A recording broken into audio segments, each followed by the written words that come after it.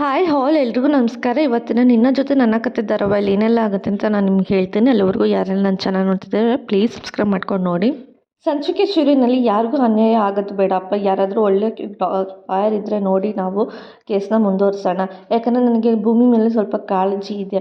ಅವ್ರ ಅಪ್ಪನ ಕೇಸಲ್ಲಿ ಇನ್ವಾಲ್ವ್ ಆಗಿರೋರನ್ನ ಯಾರೋ ಗೊತ್ತಿಲ್ಲದಿರೋರನ್ನ ಶಿಕ್ಷೆ ಕೊಡ್ಸೋಕ್ಕೆ ರೆಡಿ ಇದ್ದಾನೆ ಈ ಕಡೆ ಅಜಿತ್. ಆ ಥರ ತಪ್ಪು ಬೇರೆಯವ್ರಿಗೆ ಆಗೋದು ಬೇಡ, ಬೇರೆಯವ್ರು ಯಾಕೆ ಸುಮ್ಮನೆ ಸಿಕ್ಕಾಕೋಬೇಕು. ಹಂಗಾಗಿ ನಾವೇ ಯಾರಾದರೂ ಲಾಯರ್ನ ಇಡಿಸಿ ನಾವೇ ಈ ಕೇಸನ್ನ ಮುಂದುವರ್ಸೋಣ. ನಂಗನ್ಸಿರೋ ಪ್ರಕಾರ ಭೂಮಿ ಯಾರೋ ದೊಡ್ಡ ಲಾಯರ್ನ ಇಡಿಸಿ ಅವಳು ಕೇಸನ್ನ ಮುಂದುವರಿಸಿ ಯಾರೋ ಬೇರೆ ಗೊತ್ತಿಲ್ದಿರೋನ್ನ ಸಿಗಾಕ್ಸ್ಬೇಕು ಅಂತ ಅಂದ್ಕೊಂಡಿದ್ದಾರೆ ಅಜಿತ್ ಮತ್ತು ಭೂಮಿ. ಯಾಕೆ ನಾವು ಬೇರೆಯವ್ರನ್ನ ಸಿಗಾಕ್ಸ್ಬೇಕು ಅಂತ ನಾವು ಯಾಕೆ ತಡಿಬಾರ್ದು? ನನಗೆ ಅವಳಿಗೆ ಜೀವನ ಅವಳ ಪರವಾಗಿ ನಾನು ಇದ್ದೀನಿ, ಆದರೆ ಬೇರೆಯವ್ರಿಗೆ ಅನ್ಯಾಯ ಆಗೋದು ನನಗೆ ನೋಡೋಕ್ಕೆ ಇಷ್ಟ ಇಲ್ಲ ಅಪ್ಪ. ಯಾಕೆ ನಾವು ನಮ್ಮ ಕಡೆ ಯಾರಾದರೂ ಲಾಯರ್ನ ನಾವು ಇಡಿಸ್ಬೋದಲ್ವಾ ಅಂತ ಹೇಳಿ ಕೇಳ್ತಿರ್ಬೇಕಾದ್ರೆ ಅಂಥ ಲಾಯರ್ ಯಾರಿದ್ದಾರೆ ಅಂತೇಳಿ ಈ ಕಡೆ ಶ್ರವಣು ಕೂಡ ಕೇಳ್ತಾ ಇರ್ತಾನೆ.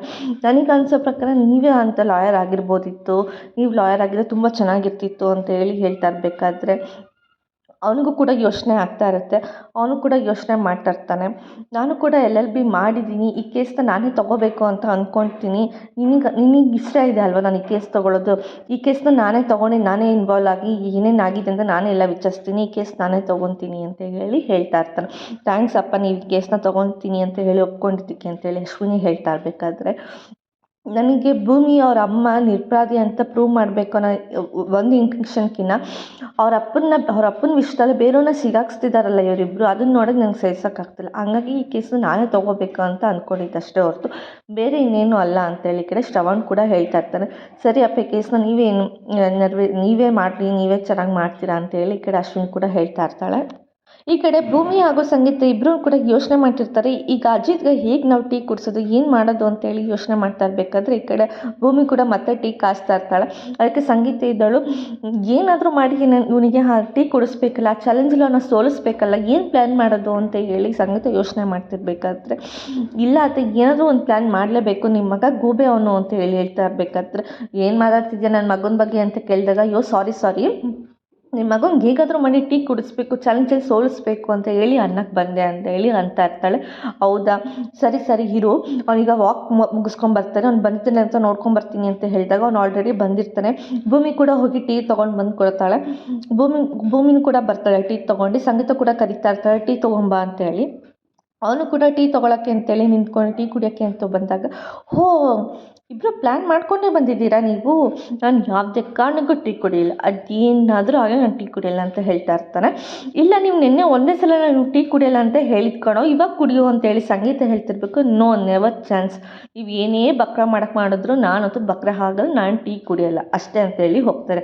ನಿಮ್ಮ ಮಗನ ಇವನು ಯಾಕತ್ತೆ ಹಿಂಗಾಡ್ತಿದ್ದಾನೆ ಅಂತೇಳಿ ಭೂಮಿ ಹೇಳ್ತಿರ್ಬೇಕಾದ್ರೆ ಸಂಗೀತ ಭೂಮಿ ಅಂತ ಹೇಳಿದಾಗ ಸಾರಿ ಅತ್ತೆ ಅಂತ ಹೇಳಿದಾಗ, ಮತ್ತು ಈ ನನ್ನ ಮಗ ಯಾಕೆ ನನ್ನ ಮಗ ಟೀ ಕುಡಿತಿಲ್ಲ, ಇವನಿಗೆ ಏನಾದರೂ ಮಾಡಿ ಟೀ ಕುಡಿಸ್ಬೇಕಲ್ಲ, ಈ ಚಾಲೆಂಜಲ್ಲಿ ಅವನ್ನ ಸೋಲಿಸಬೇಕು, ಏನಾದರೂ ಒಂದು ಮಾಡಲೇಬೇಕು ಭೂಮಿ, ಯಾವುದೇ ಕಾರಣಕ್ಕೂ ಅವನ ಇದ್ರಲ್ಲಿ ಗೆಲ್ಲಬಾರ್ದು ಎಂದರೂ ಪ್ಲ್ಯಾನ್ ಮಾಡ್ಯಾರ. ಇನ್ನೊಂದು ಪ್ಲ್ಯಾನು, ಇವತ್ತು ಹೇಗಿದ್ದರೂ ಮಧ್ಯಾಹ್ನ ಎಲ್ಲರೂ ಕೂಟಕ್ಕೆ ಬಂದಾಗ ಮತ್ತೆ ಟೀ ಮಾಡೋದಾಗ ಅವನಿಗೆ ಎಲ್ಲರ ಮುಂದೆ ಅವಾಗ ಕುಡಿಲೇಬೇಕು ಅಂತ ಸಂಗೀತ ಹೇಳ್ತಿರ್ಬೇಕಾದ್ರೆ ಭೂಮಿ ಇದ್ದಳು, ಅಯ್ಯೋ ಅತ್ತೆ, ಈ ಥರ ಪ್ಲ್ಯಾನ್ ನಾವು ನೆನ್ನೆನೇ ಮಾಡಿದ್ವಿ, ಆಗ ಎಲ್ಲರ ಮುಂದೆ ಟೀ ಕುಡಿಯೋಕ್ಕೆ ಅಂತ ಕೊಟ್ಟಾಗ ಅವ್ರು ಟೀ ಕುಡಿಲೇ ಇಲ್ಲ ಅಂತ ಹೇಳಿದಾಗ ಈ ಪ್ಲ್ಯಾನ್ ಪಕ್ಕ ಫ್ಲಾಪ್ ಆಗುತ್ತೆ ಅಂತ ಹೇಳ್ತಿರ್ಬೇಕಾದ್ರೆ ಇಲ್ಲ, ಅವ್ನು ಕುಡಿತಾನೆ, ಈ ಸಲ ನೋಡೋಣ, ಟ್ರೈ ಮಾಡೋಣ, ಈ ಪ್ಲ್ಯಾನ್ ಯಾವ ಸಕ್ಸಸ್ ಆಗೇ ಆಗುತ್ತೆ ಅಂತೇಳಿ ಈ ಕಡೆ ಸಂಗೀತ ಹೇಳ್ತಿರ್ಬೇಕಾದ್ರೆ ನೀವು ಜೊತೆಲಿ ಇದ್ದೀರಾ ಅಂತ ಆದಮೇಲೆ ಈ ಪ್ಲ್ಯಾನ್ ಸಕ್ಸಸ್ ಆಗುತ್ತೆ ಬಿಡಿ ಅತ್ತೆ, ನಾನು ಮಾಡ್ತೀನಿ ಟೀ ಅಂತ ಹೇಳಿ ಈ ಕಡೆ ಭೂಮಿ ಕೂಡ ಹೇಳ್ತಾ ಇರ್ತಾಳೆ. ಭೂಮಿ ಕೂಡ ಯೋಚನೆ ಮಾಡ್ತಾನೆ ಇರ್ತಾಳೆ ಏನು ಮಾಡೋದು ಅಂತ. ಈ ಕಡೆ ಸತ್ಯನೂ ಕೂಡ ಕೇಕ್ ತೊಗೊಂಡು ಬರ್ತಾನೆ. ಏನು ಸತ್ಯ ಇಷ್ಟೊಂದು ದೊಡ್ಡ ಕೇಕ್ ಯಾರಿಗೆ ಅಂತ ಕೇಳಿ ಸಂಗೀತ ಕೇಳ್ತಾ ಇರ್ತಾಳೆ. ಅಯ್ಯೋ, ಇಲ್ಲಿ ನಿಂತ್ಕೊಂಡು ಎಲ್ಲ ಕ್ವಶನ್ಸ್ ಕೇಳ್ತೀರಾ, ಒಳಗೆ ಕರ್ಕೊಂಡು ಹೋಗ್ತೀರಾ ನನ್ನ ಅಂತ ಕೇಳ್ತಿದ್ದಾಗ, ಅಯ್ಯೋ ಮರ್ತೆ ಹೋದೆ, ಬಾ ಒಳಗೆ ಅಂತ ಹೇಳಿದಾಗ, ಏನಿಲ್ಲ ಇಷ್ಟೊಂದು ದೊಡ್ಡ ಕೇಕ್ ಯಾಕೆ ವಿಷಯಕ್ಕೆ ಅಂತ ಕೇಳಿದಾಗ ಅದು ಕೇಕ್ ಮೇಲೆ ಮದರ್ಸ್ ಡೇ ಅಂತ ಹೇಳಿ ಬರ್ತಿರುತ್ತೆ.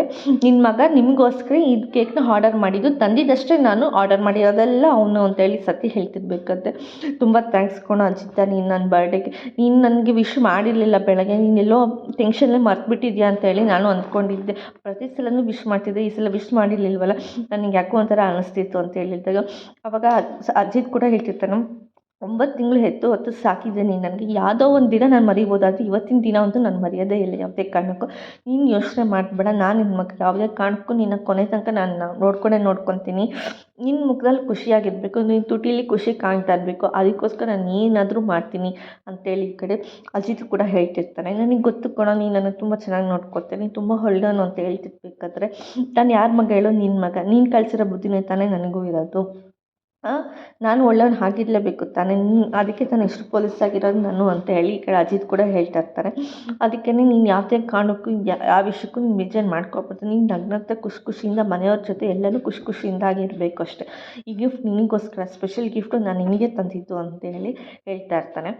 ಅದೇ ಟೈಮ್ಗೆ ಈ ಕಡೆ ಅಪೇಕ್ಷಿತನೂ ಬರ್ತಾಳೆ. ನಾನು ನಿನಗೆ ಒಳ್ಳೆ ಮಗಳು ಆಗಿದ್ನೋ ಇಲ್ವೋ ಗೊತ್ತಿಲ್ಲ ಅಮ್ಮ, ಆದರೆ ನೀನು ನನಗೆ ಮಾತ್ರ ಒಳ್ಳೆ ಅಮ್ಮನೇ. ನಿನಗೆ ಹ್ಯಾಪಿ ಮದರ್ಸ್ ಡೇ ಅಂತೇಳಿ ಈ ಕಡೆ ಅಪೇಕ್ಷಿತನೂ ವಿಶ್ ಮಾಡ್ತಾ ಇರ್ತೀನಿ. ಎಲ್ಲರೂ ಕೂಡ ವಿಶ್ ಮಾಡ್ತಾ ಇರ್ತಾರೆ. ಎಲ್ಲರೂ ವಿಶ್ ಮಾಡ್ತಾ ಇರಬೇಕಾದ್ರೆ ಈ ಕಡೆ ಪಲ್ಲವಿನೂ ವಿಶ್ ಮಾಡ್ತಿರ್ತಾಳೆ, ಹ್ಯಾಪಿ ಮದರ್ಸ್ ಡೇ ಅಮ್ಮ ಅಂತ ಹೇಳಿ. ಸರಿ ಎಲ್ಲ ಬನ್ನಿ ಕೇಕ್ ಕಟ್ ಮಾಡೋಣ ಅಂತ ಹೇಳಿ ಆಗ್ತಾ ಇರಬೇಕಾದ್ರೆ ಅದೇ ಟೈಮ್ಗೆ ಈ ಕಡೆ ಭೂಮಿಯೂ ಕೂಡ ಹೋಗಿ ದೇವಿಯಾನಿಗೂ ಕೂಡ ಹೋಗಿ ಹೇಳ್ತಿರ್ತಾಳೆ, ಹ್ಯಾಪಿ ಮದರ್ಸ್ ಡೇ ಅಮ್ಮ ಅಂತೇಳಿ. ನನಗೆ ಬೆಳಗ್ಗೆಯಿಂದನೂ ಅಂಜು ನೆನಪಾಗ್ತಿರ್ತಾಳೆ, ಅದನ್ನು ಮರೆಸ್ದೆ ನೀನು ಇವತ್ತು ಅಂತೇಳಿ ಭೂಮಿಗೂ ಕೂಡ ಅವಳನ್ನ ತಪ್ಕೊಂಡು ಆಳ್ತಾ ಇರ್ತಾಳೆ. ಈ ಕಡೆ ಅಂಜನಾ ಕೂಡ ಅದೇ ಟೈಮ್ಗೆ ಈ ಕಡೆ ಅಜ್ಜಿಗೂ ಕೂಡ ಕಾಲ್ ಮಾಡ್ತಾರೆ. ಅಜ್ಜಿಗೂ ಏನು ಶ್ರವಣ್ ಅಂತ ಕೇಳ್ತಾರೆ, ಹ್ಯಾಪಿ ಮದರ್ಸ್ ಡೇ ಅಂತ ಅವರು ಕೂಡ ಹೇಳ್ತಾರೆ. ಥ್ಯಾಂಕ್ಸ್ ಕಣೋ, ಇಲ್ಲ ಎಲ್ಲರೂ ಕೂಡ ಅಜಿತ್ ದೊಡ್ಡ ಕೇಕ್ ತಿಂದು ಎಲ್ಲರ ಜೊತೆನೂ ಸೆಲೆಬ್ರೇಟ್ ಮಾಡ್ತಿದ್ದಾನೆ, ನೀನನ್ನು ಮರ್ತಿಲ್ವಲ್ಲ, ಥ್ಯಾಂಕ್ಸ್ ಕಣೋ ಅಂತೇಳಿ ಅಜ್ಜಿನೂ ಕೂಡ ಹೇಳ್ತಾ ಇರ್ತಾರೆ. ಸರಿ ಎಲ್ಲರೂ ಬನ್ನಿ, ಎಲ್ಲರೂ ಹೋಗಿ ಕೇಕ್ ಕಟ್ ಮಾಡೋಣ ಅಂತ ಹೇಳಿ ಈ ಕಡೆ ಅಜ್ಜಿ ಕೂಡ ಹೇಳ್ತಾ ಇರಬೇಕಾದ್ರೆ ಈ ಕಡೆ ಭೂಮಿ ಕೂಡ ಅಳ್ಕೊಂಡು ನಿಂತಿರ್ಬೇಕಾದ್ರೆ, ಯಾಕೆ ಭೂಮಿ ಏನಾಯಿತು, ಯಾಕೆ ಅಳ್ತಿದ್ಯಾ ಅಂತ ಕೇಳಿದಾಗ, ನನಗೆ ಅಮ್ಮ ನೆನಪಾದ್ರು ಅಂತ ಹೇಳಿ ಹೇಳ್ತಾ ಇರ್ತಾಳೆ. ಅಮ್ಮ ನೆನಪಾದ್ರೆ ನಿನಗೆ ಇದೇ ದಿನ ನೆಕ್ಸ್ಟ್ ವರ್ಷ ನಿಮ್ಮಮ್ಮ ನಿನ್ನ ಜೊತೆ ಇರೋ ಥರ ನಾನು ಮಾಡ್ತೀನಿ, ಅದು ಪ್ರಾಮಿಸ್ ಮಾಡ್ತೀನಿ, ನಿಮ್ಮಮ್ಮನ ನಾನು ಬಿಡಿಸ್ಕೊಂಬರ್ತೀನಿ ಅಂತ ಅಜ್ಜಿದು ಕೂಡ ಹೇಳ್ತಾ ಇರ್ತಾನೆ. ಆಗ ಸರಿ ಆಯಿತು ಬನ್ನಿ, ಎಲ್ಲ ಸರಿ ಆಯ್ತಲ್ಲ, ಬರೀ ಎಲ್ಲ ಸೆಲೆಬ್ರೇಟ್ ಮಾಡೋಣ ಅಂತ ಹೇಳಿ ಎಲ್ಲರೂ ಕೂಡ ಕೇಕ್ ಕಟ್ ಮಾಡಿ ಸೆಲೆಬ್ರೇಟ್ ಮಾಡ್ತಾ ಇರ್ತಾರೆ.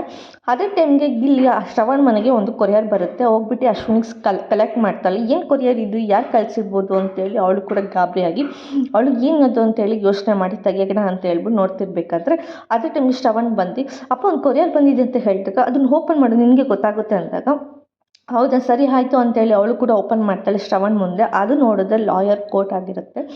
ಅವನಿಗೆ ಲಾಯರ್ ಕೋರ್ಟ್ ಆಗಿದ್ದಾಗ, ನೀನೇ ಹೇಳ್ದಲ್ಲ ಮಗಳೇ, ಈ ಕೇಸನ್ನ ನೀನೇ ತಗೋ ಅಂತ, ಅದಕ್ಕೋಸ್ಕರ ನಾನು ಇದನ್ನು ಆರ್ಡರ್ ಮಾಡಿದೆ. ಈ ಕೇಸನ್ನ ಇನ್ಮೇಲಿಂದ ನಾನೇ ನಡೆಸ್ತೀನಿ, ಯಾವುದೇ ಕಾರಣಕ್ಕೂ ನಿರಪರಾಧಿಗೆ ಏನೋ ಅವರಿಗೆ ಶಿಕ್ಷೆ ಆಗೋದಕ್ಕೆ ನನಗೆ ಇಷ್ಟ ಇಲ್ಲ. ಹಂಗಾಗಿ ನಾನು ಈ ಕೇಸನ್ನ ತೊಗೊಂಡು ಯಾರು ತಪ್ಪು ಅನ್ನೋದು ಅವ್ರಿಗೆ ಮಾತ್ರ ನಾನು ಶಿಕ್ಷೆ ಕೊಡ್ತೀನಿ ಅಂತ ಹೇಳಿ ಹೇಳ್ತಾ ಇರ್ತಾನೆ. ತುಂಬ ಥ್ಯಾಂಕ್ಸ್ ಅಪ್ಪ ಅಂತೇಳಿ ಅವಳು ಕೂಡ ಹೇಳ್ತಿರ್ತಾಳೆ. ನಾನು ಇನ್ಫ್ಲೂಯೆನ್ಸ್ ಮಾಡಿದೆ ಅಂತ ಹೇಳಿ ನೀವು ಕೇಸನ್ನ ತೊಗೊಂಡಿದ್ದೀರಾ, ಅದು ನನಗೆ ತುಂಬ ಚೆನ್ನಾಗಿ ಗೊತ್ತು, ಆದರೆ ಯಾರು ತಪ್ಪು ಮಾಡಿದ್ರೆ ಅವ್ರಿಗೆ ಮಾತ್ರ ನೀವು ಶಿಕ್ಷೆ ಕೊಡಿ ಅಂತೇಳಿ ಕಡೆ ಹೇಳ್ತಾ ಇರ್ತಾಳೆ. ಸರಿ ಆಯಿತು ಮಗಳೇ, ನಾನು ಸ್ವಲ್ಪ LLB ಓದಿ ಸ್ವಲ್ಪ ಲೇಟ್ ಆಗಿದ್ದರಿಂದ ನನಗೆ ಏನೇನು ಈ ಕೇಸ್ಗೆ ಏನೇನು ಇನ್ಫಾರ್ಮೇಷನ್ ಬೇಕೋ ಅದನ್ನೆಲ್ಲ ಕಲೆಕ್ಟ್ ಮಾಡೋಕ್ಕೆ ಹೋಗ್ತೀನಿ ಅಂತ ಹೇಳಿಬಿಟ್ಟು ಶ್ರವಣ್ ಕೂಡ ಅಲ್ಲಿಂದ ಹೊರಟೋಗ್ತಾನೆ. ಈ ಕಡೆ ನಾನು ಅಂದ್ಕೊಂಡಿದ್ದಂಗೆ ಎಲ್ಲನೂ ಆಯಿತು ಅಂತೇಳಿ ಈ ಕಡೆ ಅಶ್ವಿನಿ ಕೂಡ ಹೇಳ್ತಾಳೆ. ಅದೇ ಟೈಮ್ಗೆ ಈ ಕಡೆ ಎಲ್ಲರೂ ಊಟ ಮಾಡೋಕ್ಕೆ ಅಂತ ಹೇಳ್ಬಿಟ್ಟು ಡೈನಿಂಗ್ ಟೇಬಲ್ ಮೇಲೆ ಊಟಕ್ಕೆ ಕೂತ್ಕೊಂಡಿರ್ತಾರೆ. ಎಲ್ಲರೂ ಕೂಡ ಊಟ ಮಾಡ್ತಾನೆ ಇರ್ತಾರೆ. ಸೊ ಈ ಕಡೆ ಅಜ್ಜಿ ಈ ಕಡೆ ಸತ್ಯ ಕೂಡ ಹೇಳ್ತಿರ್ತಾನೆ, ಊಟ ಮಾತ್ರ ತುಂಬ ಚೆನ್ನಾಗಿತ್ತು ಅಂತೇಳಿ ಅವನು ಕೂಡ ಹೇಳ್ತಾ ಇರ್ತಾನೆ. ಅದಕ್ಕೆ ಎಲ್ಲರೂ ಇದ್ದವರು ಹೌದು ತುಂಬ ಚೆನ್ನಾಗಿದೆ ಊಟ ಅಂತ ಹೇಳ್ತಿರ್ಬೇಕಾದ್ರೆ ಈ ಕಡೆ ಸಂಗೀತ ಇದ್ದವರು ಎಲ್ರದ್ದು ತಿಂಡಿ ಆಯಿತು, ಭೂಮಿಗೆ ಹೋಗ್ಬಿಟ್ಟು ನೀನು ಎಲ್ರಿಗೂ ಟೀ ಕೊಡು ಅಂತ ಹೇಳಿ ತೊಗೊಂಬರ್ತಾಳೆ. ಟೀ ತೊಗೊಂಡು ಬಂದು ಈ ಕಡೆ ಟೀ ಚಾಲೆಂಜಲ್ಲಿ ಸೋಲಿಸ್ಬೇಕು ಅಂತ ಹೇಳ್ಬಿಟ್ಟು ಅಜಿತ್ಗೆ ಟೀ ಕೊಡ್ತಾರೆ. ಅವನು ಕುಡಿಯೋಕ್ಕೆ ಅಂತ ಹೇಳ್ಬಿಟ್ಟು ನೋಡ್ತಾನೆ ಇರ್ತಾನೆ, ಅದು ಕುಡಿತಾನೆ ಇರಲ್ಲ. ಎಲ್ಲರೂ ಕೂಡ ಅವನನ್ನೇ ನೋಡ್ಕೊಂಡು ನಿಂತಿರ್ತಾರೆ. ಇವತ್ತಿನ ಸಂಚಿಕೆ ಇಲ್ಲಿಗೆ ಮುಕ್ತಾಯ ಆಯಿತು. ನಾಳಿನ ಸಂಚಿಕೆಯಲ್ಲಿ ಏನಾಯಿತು ಅಂತ ಹೇಳ್ತೀವಿ. ಅಲ್ಲಿವರೆಗೂ take care, bye bye, thanks for watching.